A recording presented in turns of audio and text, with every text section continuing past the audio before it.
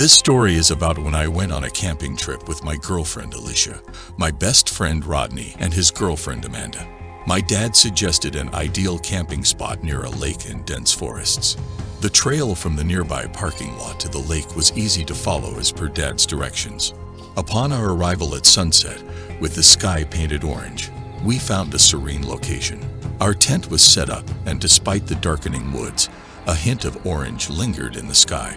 With the temperature agreeably warm, Amanda proposed that we all take a dip in the water, and, having packed towels as my dad had suggested earlier, I was willing to participate. The girls were more eager than Rodney and me. The two of them stripped down to their underwear and made their way into the lake, exclaiming that the water was surprisingly warm.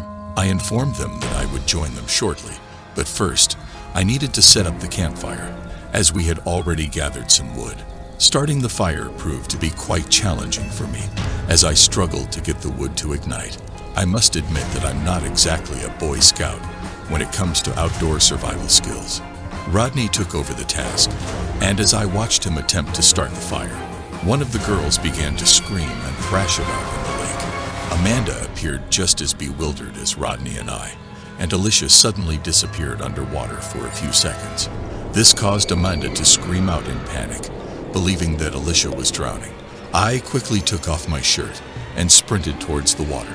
When I reached Alicia, I found that the water level only reached up to my waist. I noticed that her arms were still flailing above the water, so I immediately pulled her up. I shouted at her, asking what had happened, but she didn't respond right away. She then bolted towards the campsite, seemingly out of breath. Halfway there, she turned around and yelled for us to get out of the water. Amanda and I exchanged a worried glance and listened to Alicia's warning. As I began to move out of the water, I suddenly felt a strong grip around my ankle, and something tried to pull me down.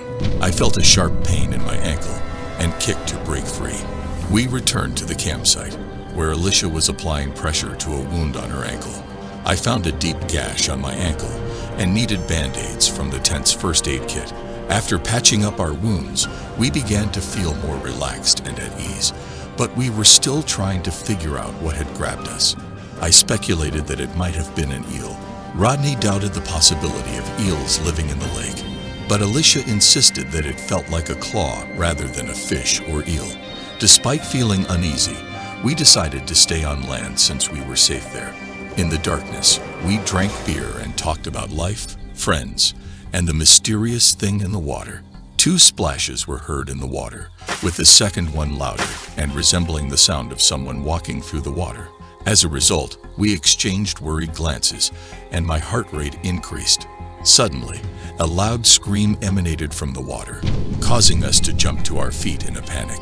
Upon the girls' request to investigate the leak, Rodney and I armed ourselves with flashlights and headed towards the lake's edge. We spotted an unusual creature in the lake.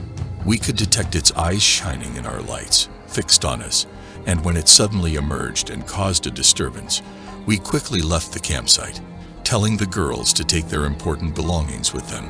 The following day, my father accompanied me to retrieve the tents, but everything we left behind had been destroyed, and my ankle was wounded. We never returned to that lake. I live alone in a house next to a nature preserve in Long Island, New York. My girlfriend comes to visit sometimes, but I mostly keep company with my 2 German shepherds, Tate and Moose. For 3 consecutive nights, I woke up to the dogs barking at the back door. The first night, I peeked out the window and saw nothing. The second night, I went outside to investigate, but no one was there. On the 3rd night, I decided to take Tate out to investigate, and he led me to the tree line in the woods. He began tugging on his leash and barking, so I followed him deeper into the woods. Eventually, he stopped and stood defensively.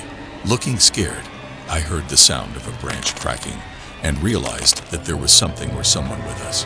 I called out to whoever it was, threatening to unleash my dogs or call the police, but there was no response. I whistled for Tate to follow me back to the house, but he kept looking back and seemed to be hesitant to leave. As we walked, I heard a sudden footstep close behind us, and Tate began to growl and bark again. At that moment, I realized how vulnerable I was without my phone or flashlight. The only protection I had was my dog. Then I heard an eerie clicking sound mixed with a low humming noise, similar to that of a giant buck. Tate went wild with barking, but I managed to restrain him and keep my eyes fixed on the source of his agitation. That's when I saw a pair of glowing eyes high up in the trees, unlike those of a cat or raccoon. I sprinted towards the light from my back patio, with Tate by my side, and made it through the tree line back to my backyard. As I looked back towards the woods, I waited and listened for any signs of danger. A rustling in the bushes caught my attention, and when I turned my head, I saw a humanoid figure crouching behind a bush, with long, disproportionate arms and a black, gaping mouth on the lower half of its face. I knew it was not human, and fear gripped me. I quickly took Tate inside and shut all the blinds, before heading upstairs to my room with my faithful dog. I reported the sighting of an unidentified creature in the preserve to the police, but they only advised me to call back if the creature entered my private property. For my own peace of mind, I've been sleeping with Tate in my room since then, and there have been no further sightings. I will update everyone if anything changes.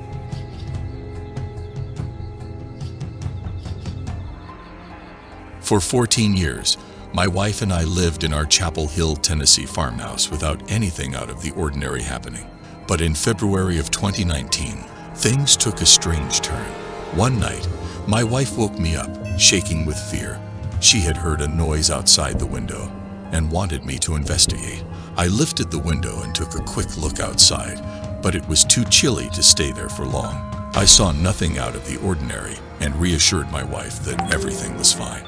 But just as we were about to drift off to sleep, we heard a sharp clicking sound at the window. My wife, who is not easily scared, grabbed my arm in fear and begged me to take the shotgun and investigate. I checked the window one more time and was surprised to find a small scratch on the glass from the other side. I showed it to my wife, and we both concluded that it must have been some big animal. The next morning, I went outside to inspect the area by the window, but I found nothing strange at all. There were no footprints in the dirt or any other signs of disturbance. We moved on to the next night, still feeling uneasy about what had happened the night before. On a rainy and relatively warm February night, my wife and I were snuggled up under the sheets once again. But just like the previous night, a sound disrupted our peaceful night's sleep. It was a scraping noise, faintly audible over the sound of the rain. The sound seemed to be getting closer to the window before it suddenly stopped. My wife and I sat up in bed, looking at each other, and without a word, I knew I had to investigate. I grabbed the shotgun from under the bed and put on my raincoat before heading outside. My wife turned down the bedroom light, providing me with enough light to see what was going on. To my surprise, I found large claw marks on the vinyl siding that looked like they had been made by some sort of huge animal. As I looked down into the mud, I saw footprints with claws on the ends that led away from the window and into the woods. The marks didn't resemble those of any animal or human I had seen before. Feeling increasingly uneasy, even with the shotgun in hand, I quickly went back inside and told my wife that we were dealing with a big animal out there. As we had no blinds on our bedroom windows and no need for privacy, we simply had to hope that the creature didn't attempt to enter our home. Despite the unsettling events, I urged my wife to go back to sleep, hoping that we could both rest peacefully until morning. The next night, the situation got worse as I was startled awake at 3:00 a.m. by the sight of an inhuman head leaning through the open window. I immediately screamed and sought refuge under the bed, hoping to retrieve a shotgun. But the creature had vanished into thin air. Me and my wife slept in our son's room that night, and the creature never returned. However, for 3 consecutive days, the creature continued to visit our window for the next 3 nights. And on the 3rd night, it was halfway into our bedroom.